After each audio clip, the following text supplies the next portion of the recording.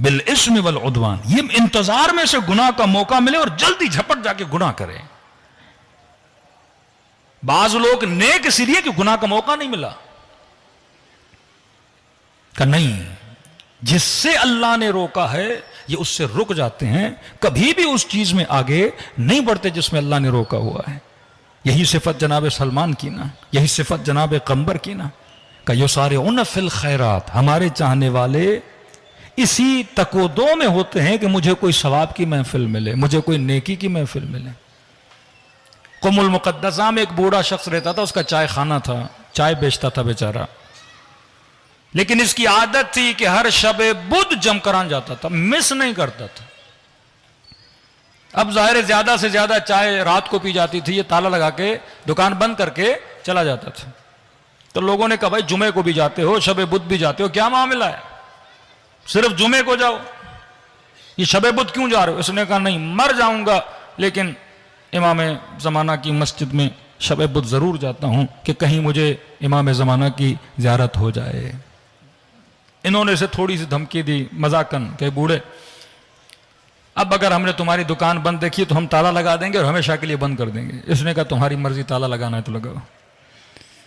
کہتے ہیں کہ ہم نے مذاقن اس بوڑھے کی دکان پہ تالا لگایا، اور یہ شب بدھ اعمال وامال انجام دے کے اگلے دن صبح آیا تو دکان پہ کیا لگا ہوا تھا؟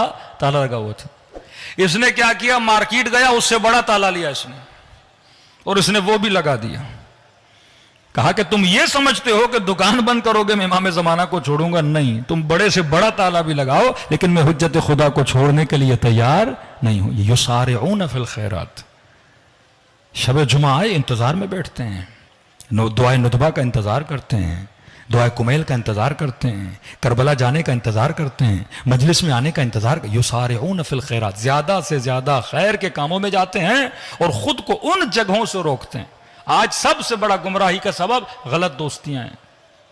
یونیورسٹی میں آپ کا بچہ جاتا ہے، پتہ نہیں کس کس کے بچے اس یونیورسٹی میں پڑھ رہے ہیں.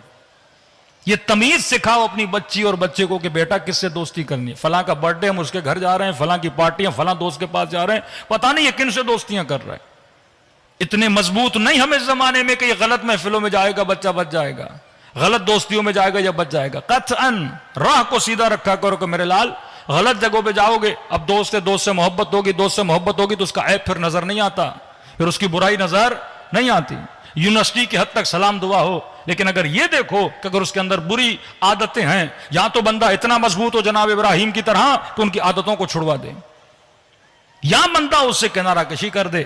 کہ رسول خدا 40 سال کے عرصے میں مکے میں اعلان نبوت تک 40 سال تاریخ بتاتی ہے، نہیں ملتا کہ ان 40 سالوں میں رسول اس محلے میں گئے ہوں جہاں ابو سفیان والے رہتے تھے. جیسا آپ کہتے ہو شہر کا وہ فلاں علاقہ پوش علاقہ ہے، یہ شہر کا نچلا علاقہ ہے. جو مکے کا اوپر والا علاقہ تھا وہاں راتوں کو محفل اللہ وہ لائب ہوتی تھی، گانا بجانا ہوتا تھا، عورتیں ناچتی تھی وہاں پر. فرمایا نبی نے 40 سال یہ گوارا نہیں کیا کہ میں ایسی جگہ جاؤں جہاں محفل گناہ ہوتی ہے. فرمایا اگر محفل نور میں رہو گے تو قلب نورانی ہو جائے گا.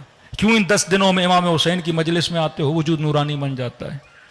کیوں بندہ 3 دن کربلا جاتا ہے، 3 دن کربلا، وجود میں نورانیت آ جاتی ہے. نماز پڑھنے میں وہاں لذت ملتی ہے، ذکر خدا کرنے میں لذت ملتی ہے. حرم امیر المؤمنین میں مولا کی زری کے سامنے بیٹھو کتنا لطف آتا ہے. یہ وجود ہلکا کیوں ہو جاتا ہے؟ کیونکہ وہاں پہ ملائک ڈیلی نازل ہوتے ہیں. اسی طرح مجلس امام حسین میں اللہ کی خاص نگاہ ہے، رسول کی خاص نگاہ ہے. تو فرمایا اے بندگان خدا، اگر شیعہ امیر المومنین بننا چاہتے ہو اللہ کی راہ پہ استوار رہو، مومنین کا خیال رکھیں. زندگی میں ایک ٹائم ٹیبل بنا دو کہ میں نے اتنے یتیموں کی مدد کرنی ہے، اتنے بیواؤں کی ایک ٹارگٹ دو خود کو. جس طرح پیسے کمانے کا ٹارگٹ بناتے ہو اسی طرح مومنین کی مدد کرنے کا ٹارگٹ بناؤ کہ